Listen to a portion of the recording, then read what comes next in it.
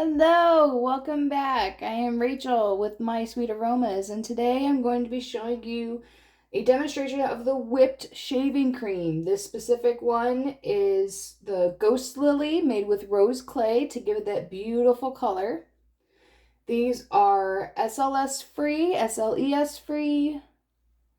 They are not made with any synthetic detergents. And another good benefit of this shaving cream is that you can also use it as a regular soap, such as a body wash. So with this whipped shaving cream, you open it up, and you can see that I have been using this one. So it feels like kind of like a mousse-like feeling. So you scoop a little or as much as you want out.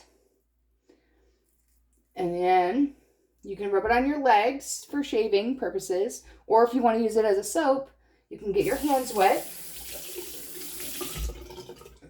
And then just kind of massage that right in.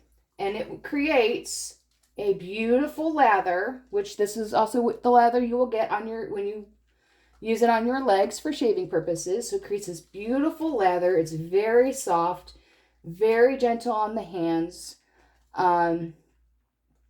And then you just shave, or if you're using this as a body wash, you rinse off as normal.